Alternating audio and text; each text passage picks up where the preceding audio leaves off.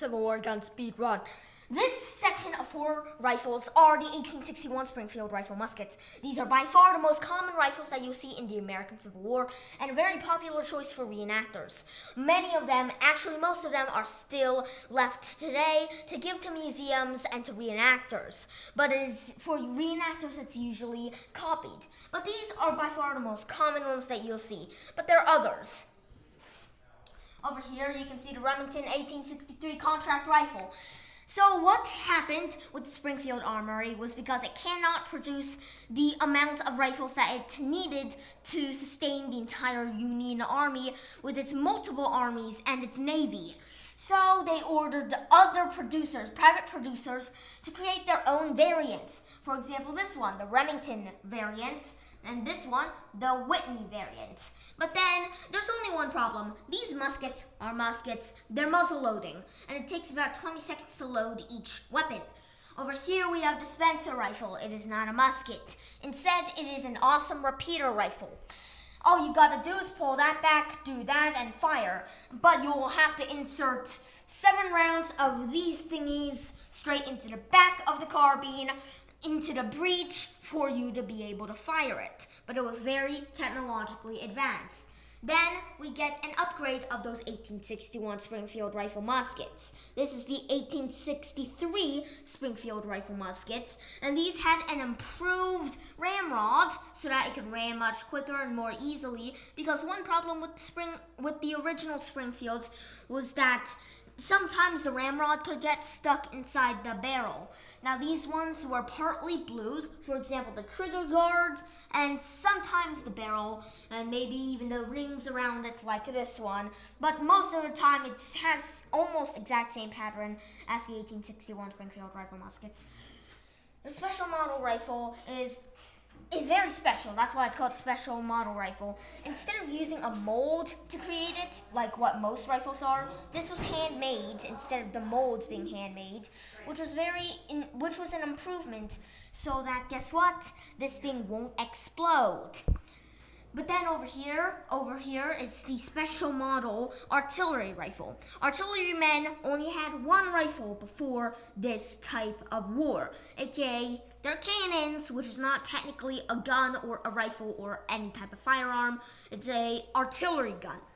So they needed something to guard their camp and to stop the cannon from being taken. What if the enemy runs over the artillery battery? How are you going to defend the cannon? Muskets. So this one is slightly shorter than all the other ones if you look up.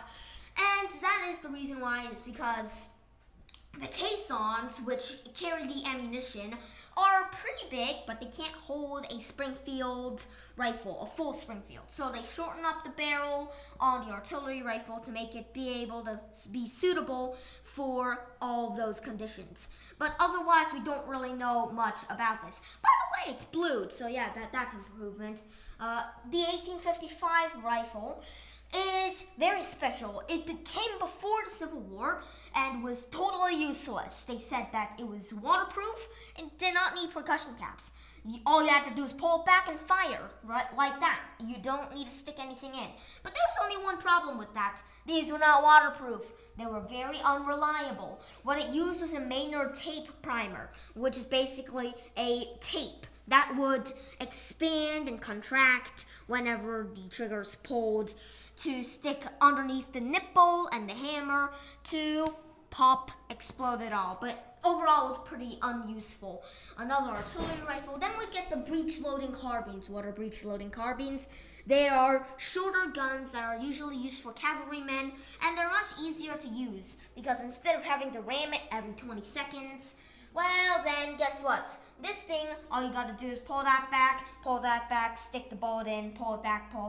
You know what? It's actually pretty long, but it was pretty useful for the artilleryman. And plus, they don't need to shove it into the barrel like that.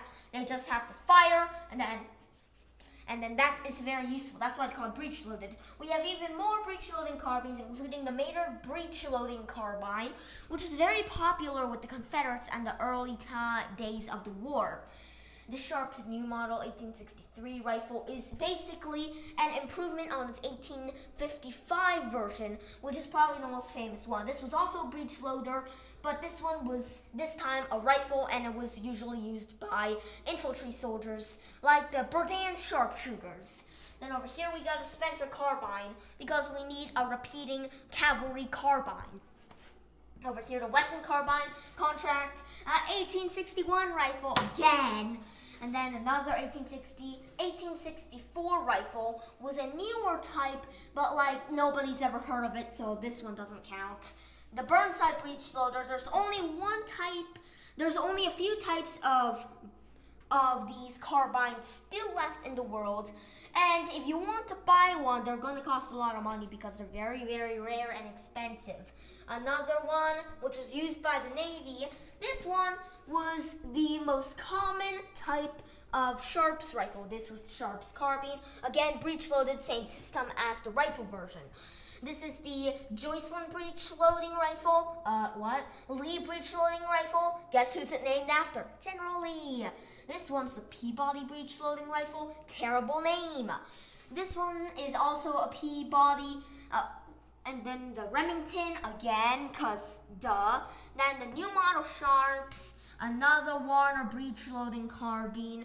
And then we get a bunch of the random ones that were used after the war.